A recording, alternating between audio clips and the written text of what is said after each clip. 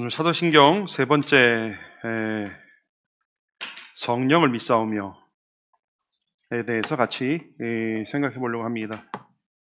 제가 지난주 들은 첩보가 있는데 소율이가 우리 교회 다니지도 않는 친구한테 사도신경을 막 가르쳐 주면서 이렇게 중앙 다니는 애인데, 그래서 마침 그 몰래카메라를 입수를 해서 한번 잠깐 보시도록 하겠습니다. 네.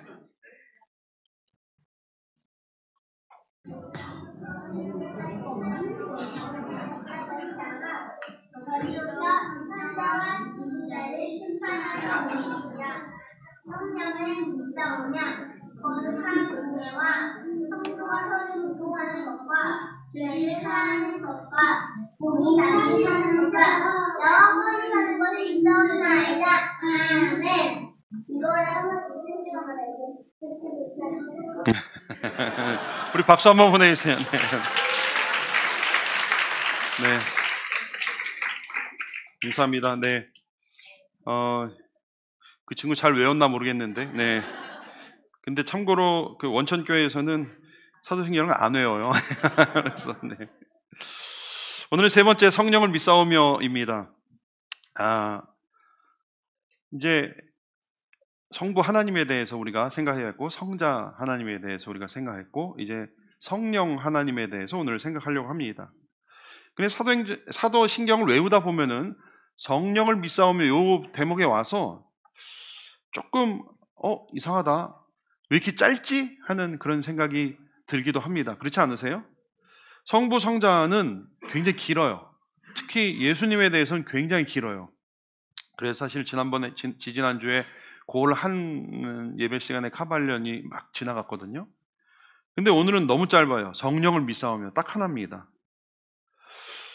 그 이유는 우리가 이후에 고백하는 거룩한 공회와 성도가 서로 교통하는 것과 죄를 사하여 주시는 것과 몸이 다시는 것과 영원히 사는 것, 이것이 다 성령님이 하시는 사역이기 때문에 다 연결이 되기 때문에 먼저 성령을 믿사오며 말을 하고 성령님의 사역에 대해서 이제 기록을 한 것입니다. 그러면서도 한편 저는 사도신경을 이렇게 보면서 어쩌면 이것은 성령님의 일하시는 방식이랑 좀 비슷하다, 그런 생각을 좀 해봤어요. 성령님은요, 스스로를 성부 하나님, 성자 하나님처럼 이렇게 이렇게 막 드러내질 않으세요. 그리고 스스로 높임을 받으시기보다는 약간 보이는 듯 보이지 않는 듯 이렇게 일하시는 분이세요. 그래서 어떤 신학자는 이 성령님을 샤이한 하나님이다, 약간 수줍은 하나님이다, 이렇게 표현하기도 했습니다. 실제로 수줍어하신다는 얘기가 아니라 그렇게 드러나지 않게, 그러나 어쩌면 보면은 거의 대부분 모든 일을 다 주장하시고 관여하시는 분이 성령님이십니다. 오늘 성령님이 어떤 분이신지, 성령님은 어떤 일을 하시는 분이신지, 과연 우리가 성령님에 대해서 무엇을 믿고 있는지에 대해서 살펴보려고 합니다. 가장 먼저 우리가 생각해야 되는 것은 성령님은 누구신가 하는 것입니다. 그분의 존재, 성령님은 과연 어떤 존재이신가 하는 부분을 좀 생각해 보려고 합니다. 적지 않은 사람들이 성령님에 대해서 약간 오해를 하는 경향이 있는데, 성령님을 하나님의 능력쯤으로, 어떤 하나님의 힘의 발현 정도로 생각하는 사람들이 있습니다. 하나님의 어떤 영향력, 하나님의 능력쯤으로 생각하는 사람들이 있습니다. 저는 우스갯소리로 성령님을 마음을 뜨겁게 변화시키는 영적인 에너지 드링크처럼 생각하는 사람이 있다, 이렇게 저는 지적을 합니다. 그래서 찬양 집회나 이런 기도원 같은 데 가면은 이 성령님을 분위기 업하려고 이렇게 부르는 어떤 그런 정도로 성령님을 취급하는 경우를 왕왕 봅니다. 그러나 성령님은 그렇게 함부로 취급받을 분이 아니시죠. 성령님은 하나님의 어떤 능력이 아니라 성령님 그분 자체의 인격을 가지신 분이십니다. 인격을 가지신 하나님이라고 또 우리는 말합니다. 여러분, 인격을 가졌다는 건 뭐냐면 나에게서 능력이 나갔다면 그 능력 자체는 생각할 수 있는 힘이나 결정할 수 있는 힘이 없는 거죠. 나한테 나갔기 때문에 나한테 종속되는 거예요. 그러나 인격을 가졌다는 말은 지, 정, 의가 있다는 것이고 스스로 존재하시고 스스로 판단하시고 스스로 행하시는 분이다라는 말이에요. 그래서 성령님은 인격을 가지신 존재예요. 그냥 어떤 힘의 영향력, 결과물이 아니라. 같은 맥락에서 또 지난번 예수님과 마찬가지로 성경은 성령님에 대해서 하나님과 같은 분이라고 또 묘사를 해요. 성령님의 명칭은 자주 하나님의 영이라고 불렸습니다. 하나님의 영. 구약에도 보면 대부분 하나님의 영 이렇게 묘사가 됩니다. 하나님의 영이 곧 하나님이세요. 인간은요, 육체와 영혼이 있기 때문에 인간의 영만으로는 인간 자체는 아니죠. 인간의 육신 플러스 인간의 영이 인간이에요. 그렇죠? 그런데 하나님은 영이세요. 육신이 없어요. 그러니까 하나님의 영은 하나님이라고 말할 수가 있는 거예요. 그것도 우리가 생각할 수 있는 상상의 나래를 한번 펼쳐서 한계가 있지만 무한하신 그 존재의 개념으로 생각해 보세요. 지난주에 영원한 존재에 대해서 말씀드린 바가 있습니다. 이 세상의 모든 존재는 두 종류로 나눌 수 있는데 영원한 존재와 영원하지 않은 존재입니다. 영원한 존재는 스스로 존재해요. 그 원인이 스스로에게 있고 처음도 끝도 없는 존재입니다. 우리가 고백하는 한 하나님 외에는 영원한 존재는 안 계세요. 그렇죠? 다 유한한 피조물이에요. 오직 하나님만이 스스로 존재하시고 영원하신 분이십니다. 그런데 성경은 성령님 역시 영원하신 성령님이라고 고백을 하고 있습니다. 그러니까 이 성령이라고 하는 것은 어떤 힘이 센 존재, 하나님의 어떤 능력의 발현 이런 것이 아니라 그 자체로 인격을 가지고 계시고 또 스스로 존재하시는 하나님과 같이 영원히 존재하시는 분이시라 하는 것이죠. 아울러서 성령님 역시 전지전능하신 분이십니다. 우리 같이 한번 읽어봅시다. 시작. 오직 하나님이 성령으로 이것을 우리에게 보이셨으니 성령은 모든 것 곧 하나님의 깊은 것까지도 통달하시느니라. 아멘. 여러분, 누가 하나님의 마음을 알겠어요? 누가 하나님의 생각을 완전히 이해할 수 있겠어요? 아무리 위대한 존재라도 하나님의 생각과 하나님의 마음을 완전히 알고 이해할 수 있는 존재는 없어요. 그런데 성령님은 하나님의 그것도 아주 깊은 것까지 통달하신다. 이렇게 말씀하고 있어요. 그러므로 전지전능하신 하나님의 깊은 것까지 통달하시는 성령님 역시 전지전능하시기 때문에 이해할 수 있는 거예요. 아무리 지혜로워도 하나님을 통달할 수 있는 존재는 없습니다. 천사들이 모여서 수천만의 천사들이 모여서 집단지성을 발휘해도 하나님을 제대로 이해할 수 없어요. 100% 완벽하게 알 수가 없어요. 오직 전지전능하신 존재만이 하나님을 알 수가 있는데 성령님 그리고 예수님만이 하나님의 깊은 것까지 통달하실 수 있다 하는 것입니다. 이와 같이 성령님 역시 전지전능하시고 영원무궁하신 분이십니다. 곧 그런 존재는 누구예요? 하나님. 역시 이것은 지난번에 말씀드린 것처럼 신비해요. 우리가 우리의 유한한 우리의 생각으로 우리의 판단으로 그것을 명확히 이해하기는 쉽지 않습니다. 하나님은 우리와 전혀 다른 존재 방식과 전혀 다른 이 방식으로 존재하시는 분이기 때문에 우리가 이해하려고 할 때 일부 어렴풋이 알 뿐이에요. 그래서 이해하기 힘들지만 그래서 우리가 이렇게 모순적으로 표현하죠. 다른 분이면서도 같은 분이다. 여러분, 이것이 삼위일체입니다. 여러분 다 들어보셨죠? 트리니티, 삼위일체라는 말은 성경에 안 나와요, 사실은. 그렇지만 스스로 존재하고 스스로 판단하고 스스로 행하시고 또 전지전능하시고 영원한 무궁하신 분, 그런 존재가 성경에 세 존재가 있어요. 성부 하나님, 성자 하나님, 그리고 오늘 성령 하나님 역시 스스로 존재하시고 스스로 판단하시고 스스로 행하시고 전지전능하시고 영원 무궁하신 분이기 때문에 한 분이라고 우리는 이렇게 인정할 수밖에 없는 거예요. 그래서 전통적으로 이 2000년 동안 신학자들이 이걸 어떻게 표현할까 하면서 이런 식으로 표현을 했어요. 성부와 성자는 같지는 않지만 하나님이라는 면에서는 같은 거예요. 제가 이게 팔자 옆으로 누운 거 무제한 뭐죠? 이게 무한대 요거는 제가 집어넣은 거예요. 네. 이게 무한이기 때문에 같은 존재라고 말할 수 있는 것이죠. 게다가 여러분, 존재만 이렇게 하나가 아니라 이거 존재론적인, 신학적으로 존재론적인 하나라 그래요. 존재론적인 삼위일체가 아니라 관계적으로도 세 분 하나님이 완벽하게 생각이 같다, 또 완벽하게 마음이 하나다 라고 할 때, 여러분, 이 세 분이 완벽한 사랑 가운데 거하시면서 완벽하게 생각을 공유하시고 완벽하게 그 마음을 공유하신다고 할 때에 그분들은 관계적으로도 완벽한 하나라고 말할 수가 있는 것이죠. 성부 하나님이 성자 예수님을 사랑하시고 완벽한 사랑 가운데 하나이신 것처럼 성령 역시 그렇게 영원 전부터 완벽하게 하나 된 관계로, 즉 하나로 존재하셨던 것입니다.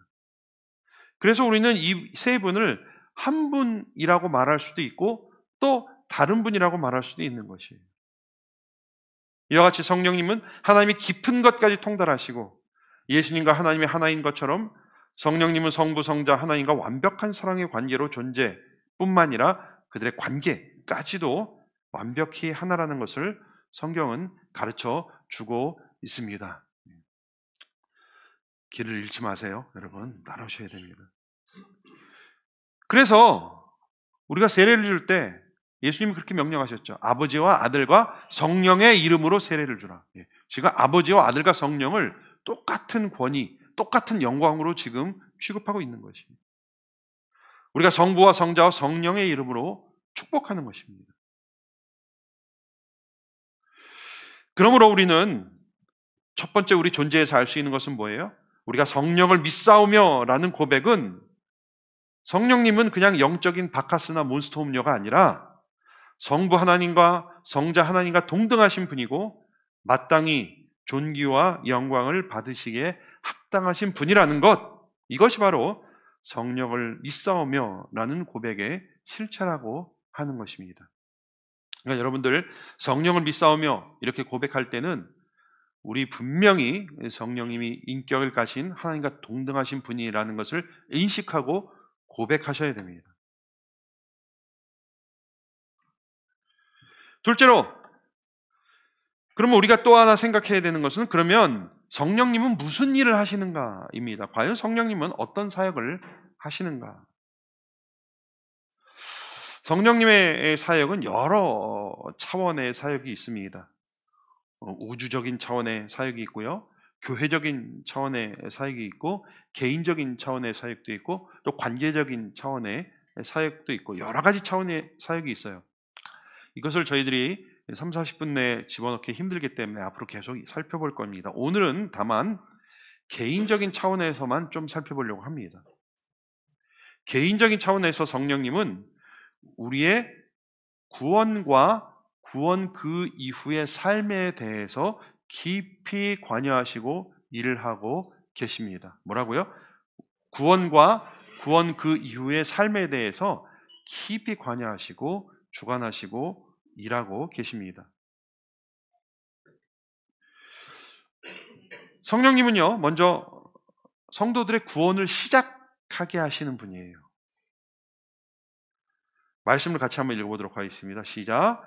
그러므로 내가 너희에게 알리노니 하나님의 영으로 말하는 자는 누구든지 예수를 저주할 자라 하지 아니하고 또 성령으로 아니고서는 누구든지 예수를 주시라 할 수 없느니라. 여기 보니까 성령으로 아니하고는 누구든지 예수를 주시라 할 수 없다. 그러니까 우리가 예수 그리스도를 주라 고백할 때 누구의 도움을 받아서 고백하는 거예요?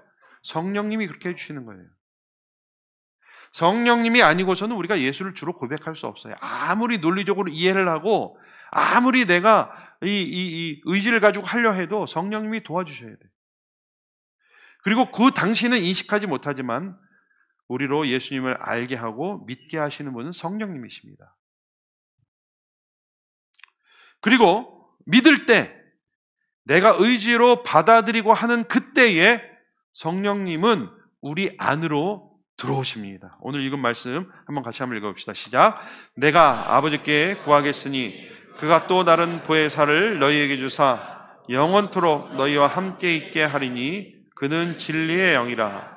너희는 그를 아나니 그는 너희와 함께 거하시며 또 너희 속에 계시겠음이니라. 아멘. 여기 보니까요, 일단은 보혜사라는 말이 나와요. 이거 뭐 전에 설명드렸습니다. 이 보혜사라는 말은 원래 이제 그리스어를 보면은 파라클레토스라는 말인데, 파라라는 하면 옆에라는 뜻이에요. 그래서 옆에서 돕는 존재라는 뜻입니다.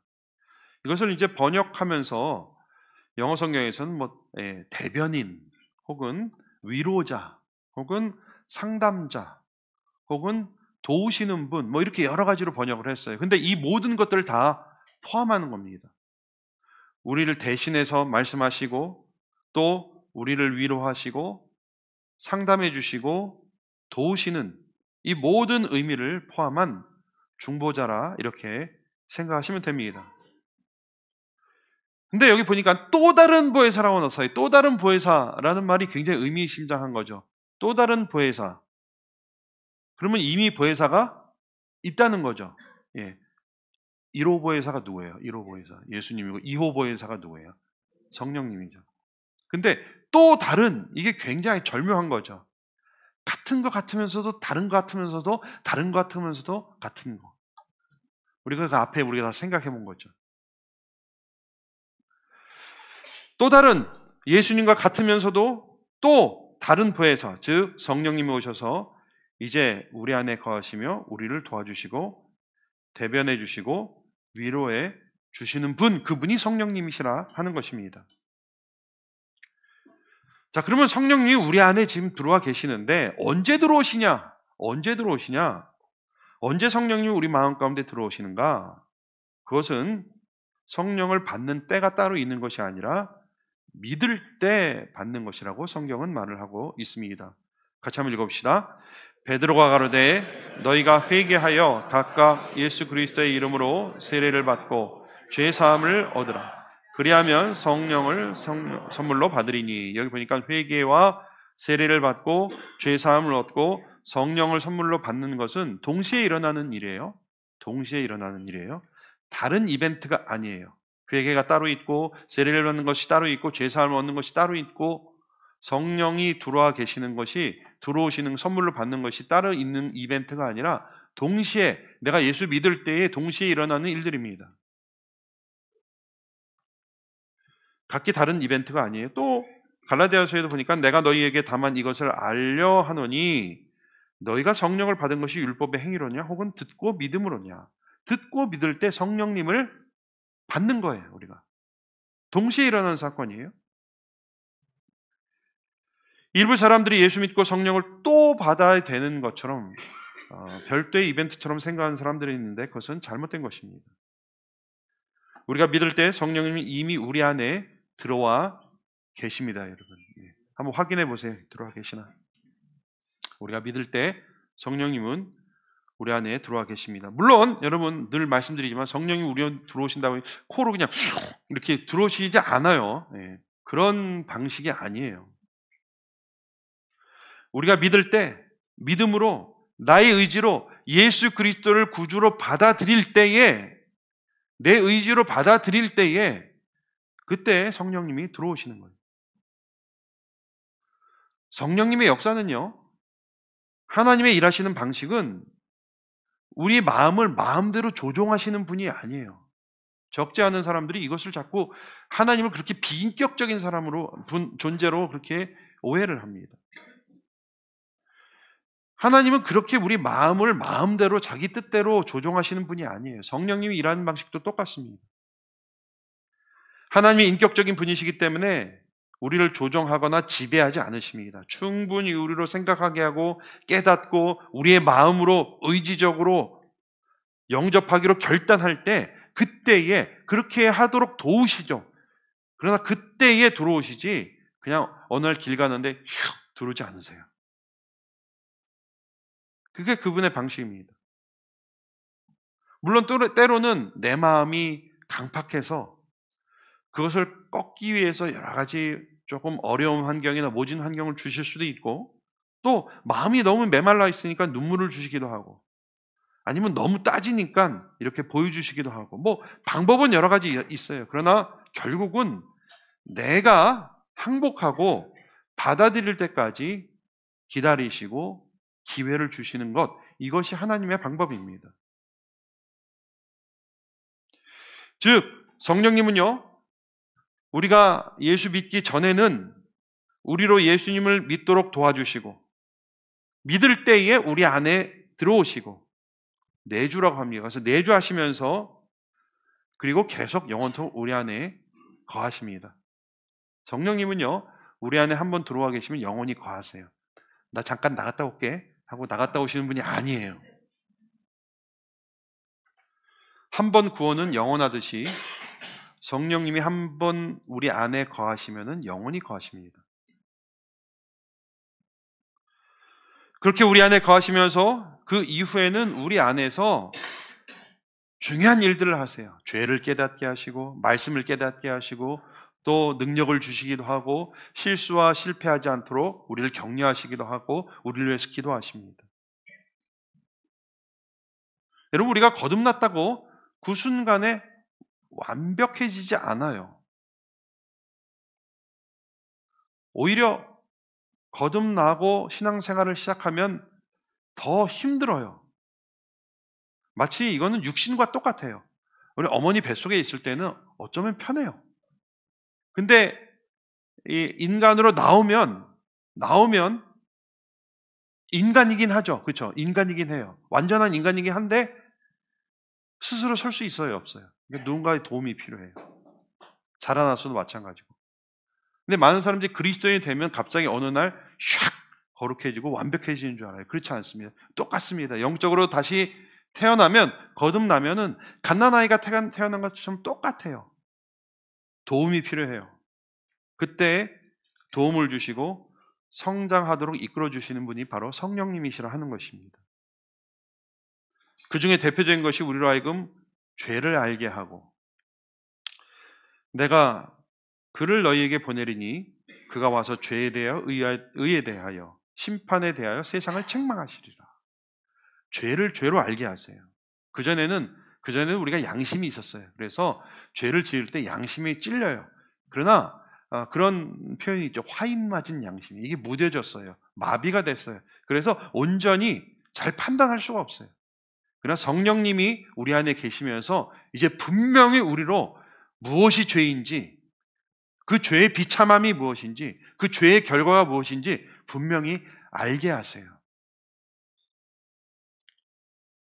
여러분 어떠십니까? 그러니까 예수 믿으면서 더 사실 마음이 갈등이 더, 거듭나면 더 마음이 괴로워요. 그전에는 그냥 눈 감고 넘어갈 수 있었지만 그렇지 않아요. 이제는 성령님이 자꾸 내 안에서 죄를 죄로 보게 하시고 회개하게 하시고 좀 더 거룩한 곳으로 이끄세요.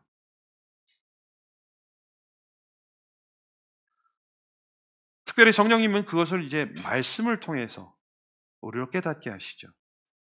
성령님 별명이 지혜의 영 혹은 지혜와 계시의 영이라는 별명이 있어요.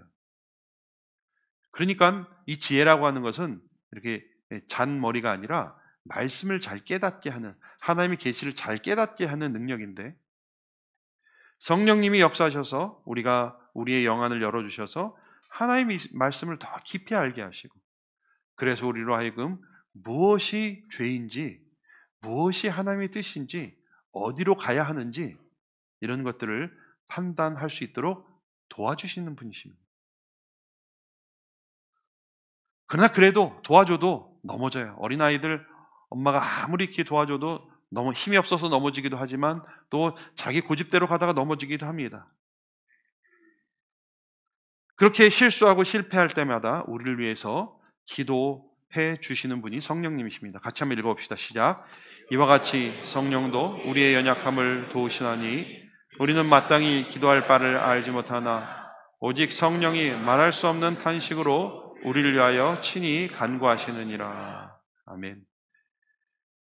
우리는요, 너무 연약해서 뭘 기도해야 되는지를 잘 몰라요. 그런 정도예요. 그때 성령님이 말할 수 없는 탄식으로 우리를 위해서 친히 간구해 주신다고 하셨습니다. 이와 같이 성령님은 우리의 실수와 실패에도 불구하고 우리를 위해서 기도해 주시고 도와주시는 분이신 줄 믿으시길 바랍니다. 그러니까 우리가 우리 신앙생활에 있어서 정말 핵심적인 모든 부분에 우리 성령님이 깊이 관여하시고 도와주시고 이끌어 주시는 분, 그분이 성령님이심을 우리는 기억해야 됩니다. 그러니까 우리가 성령을 믿사오며 고백하는 것은 바로 성령님이 우리 안에 계시다는 것을 믿는 것이고, 그 성령님이 나로 더 거룩하게 이끌어 주시고 더 성숙하게 이끌어 주시고 온전한 곳으로 이끌어 주시는 분이라는 것을 믿는다는 것, 이것이 바로 우리의 신앙 고백이고 성령을 믿사오며 라는 것의 의미라는 것입니다.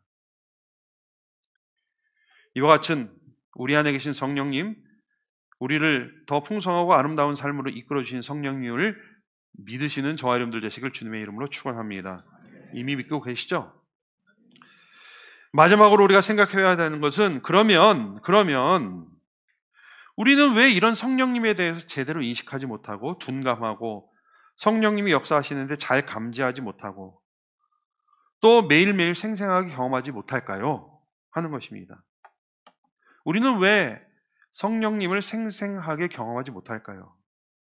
그것은 여러 가지가 이유가 있습니다만 거두절미하고 한 가지만 생각해 보면 성령 충만하지 않기 때문입니다. 성령의 충만을 받지 않았기 때문입니다. 그래서 우리 성령님은 이렇게 명령하십니다. 같이 읽읍시다. 술 취하지 말라. 이는 방탕한 것이니 오직 성령으로 충만함을 받으라. 시비 거시면 안 돼요. 술 취하지 말라 그랬죠. 언제 마시지 말라 그랬냐. 이렇게 여기서 포인트는 앞에가 아니죠. 오직 성령으로 충만을 받으라. 여러분, 그 성령과 관련해서 온 용어를 몇 가지 좀 정리를 하려고 하는데, 대표적으로 성령에 대해서 세 가지 용어가 있어요. 성령 강림이라는 용어가 있고, 성령 세례라는 말이 있고, 성령 충만이라는 말이 있습니다. 물론 여기 뒤에 성령의 인치심, 성령의 내주하심 여러 가지 있지만 대표적으로 약간 혼동이 된 요 세 가지가 있습니다. 요 하나씩 좀만 살펴볼게요. 성령 강림이란 오순절날 성령님이 강림하신 그 사건을 말하는 것이에요. 사도행전 2장에 보면 예수님이 승천하신 이후에 제자들이 이 다락방에 모여서 기도하고 있을 때 급하고 강한 바람 같은 또 불의 혀와 같은 성령님이 각 사람 위에 강림하셨어요. 임하셨어요. 강권적으로 임하셨어요. 이것은요, 마치 예수님이 이 땅에 탄생하신 것과 똑같은, 마찬가지로 성령님이 이 땅에 이 탄생하신, 오신 것과 마찬가지 사건입니다. 물론 예수님과 성령님 구약에 다 계셨어요. 그런데 그렇게 가시적으로 예수님은 베들레헴의 탄생을 통해서 오셨고 성령님은 오순절 성령 강림을 통해서 이 땅에 오셨어요. 그래서 본격적인 활동을 시작하셨습니다. 자, 이렇게 생각할 때 성령 강림은 역사 가운데 딱 몇 번 있는 일이에요?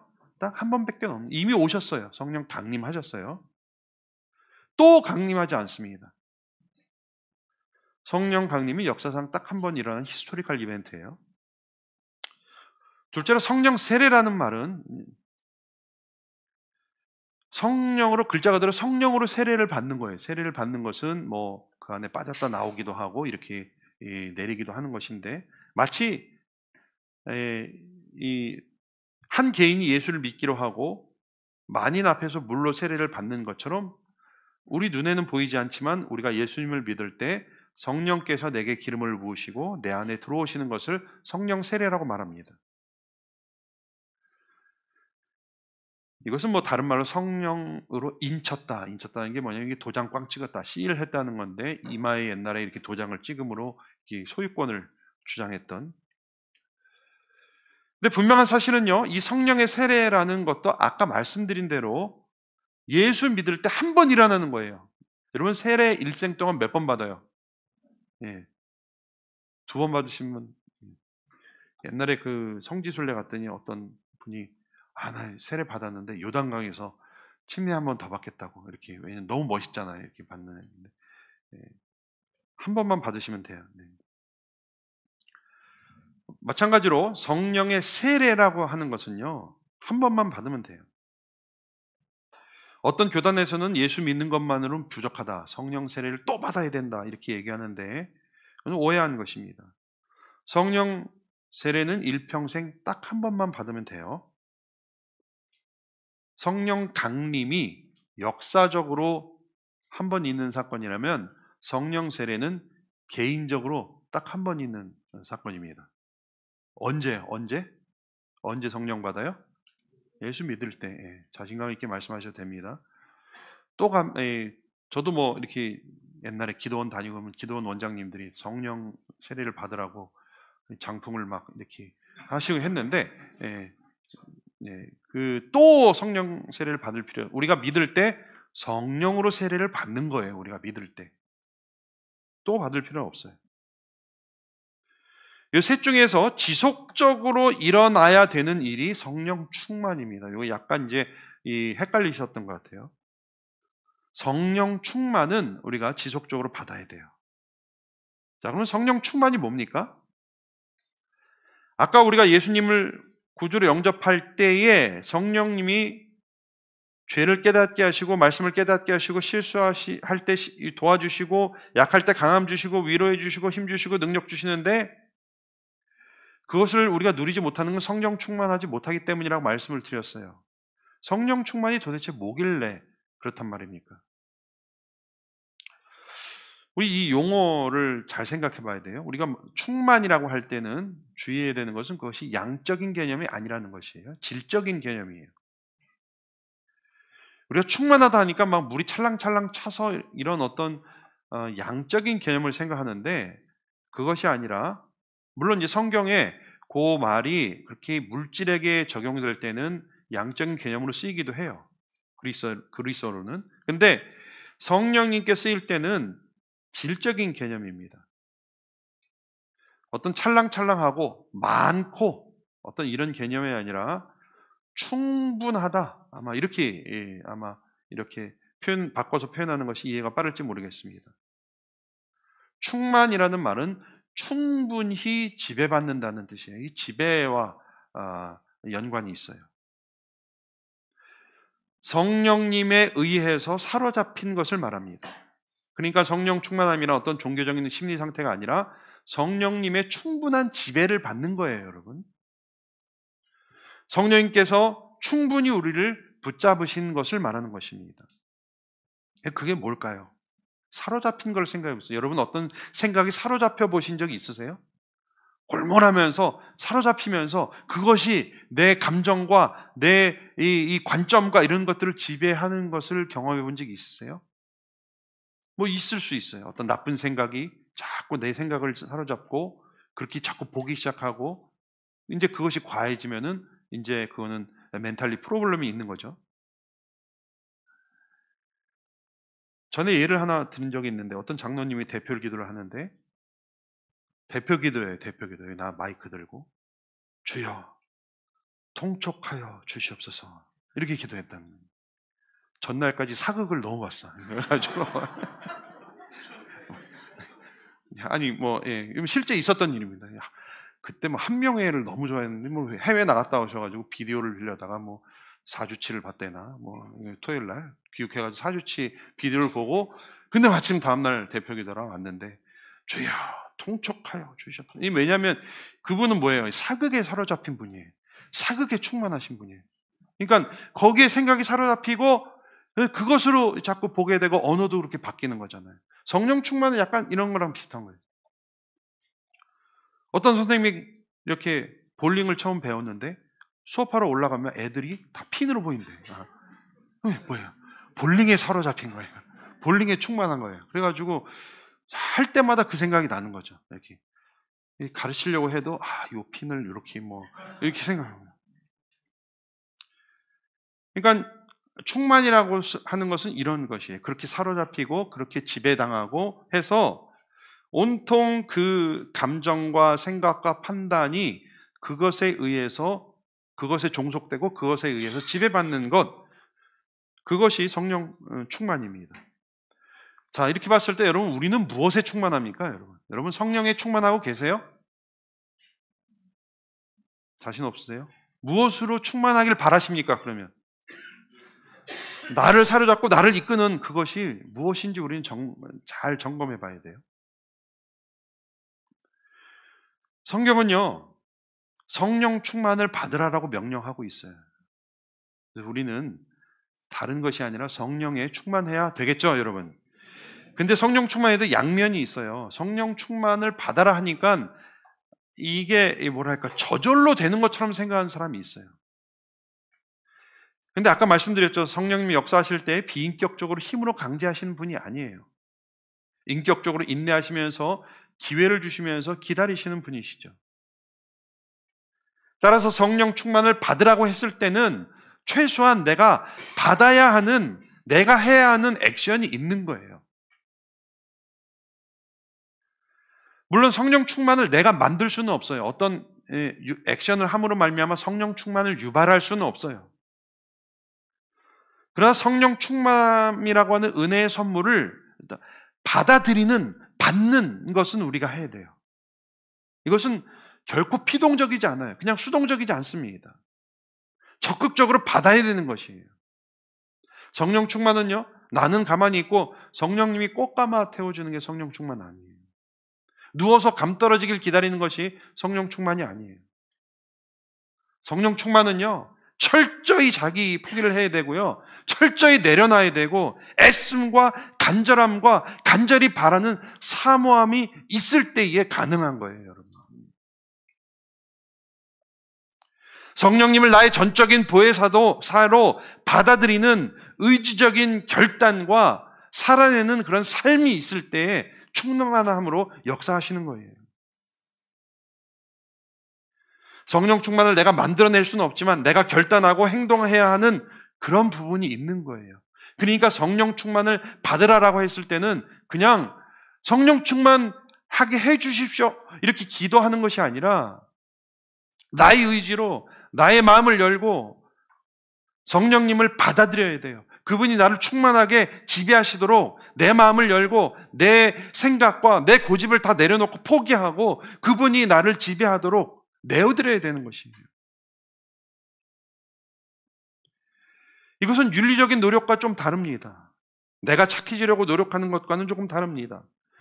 이것은 전적으로 나의 판단과 고집을 내려놓고 성령님이 무엇을 원하시는지 귀를 기울이고 찾고 연구하고 결단하고 행동할 때에 그때 성령님이 나를 충만하게 지배하기 시작하는 것입니다. 결국 성령으로 충만하려면 성령 충만을 달라고 기도할 게 아니라 이미 성령님 우리 안에 들어와 계세요. 또 달라고 할 필요 없어요. 성령으로 충만하면 우리는 사모하고 결단하고 살아갈 때에 성령님은 충만하게 우리를 지배하시며 우리의 삶을 더 아름답고 풍성하게 만들어 주시는 것입니다. 그런 성령 충만을 사모하시길 바랍니다. 그런 성령 충만을 위해서 결단하시기를 바랍니다.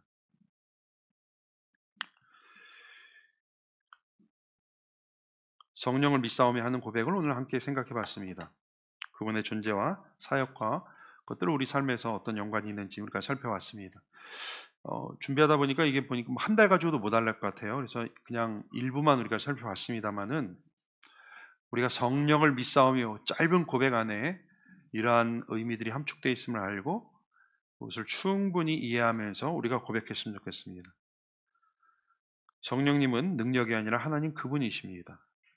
우리가 성장하도록 도우시고 이끄시는 분이십니다. 우리는 성령 충만을 받아야 합니다. 모쪼록 우리의 삶을 성령님의 아름답게 하시고 풍성하게 하시는 역사, 이것을 매일매일 경험하시는 저와 여러분들 되시길 주님의 이름으로 축원합니다. 기도드리겠습니다. 하나님, 우리가 성령님을 분명히 믿습니다. 그 성령님이 하나님이시고 지금 우리 안에 들어와 계시며 우리를 돕고 계시며 그것을 위해서 우리는 성령 충만을 받아야 하는 그런 모든 이해가 함축된 것으로 우리가 고백합니다. 우리는 성령을 믿습니다. 우리가 믿는 성령님께서 그렇게 역사하시고 우리를 주관하여 주시옵소서. 예수님의 이름으로 기도드리옵나이다. 아멘.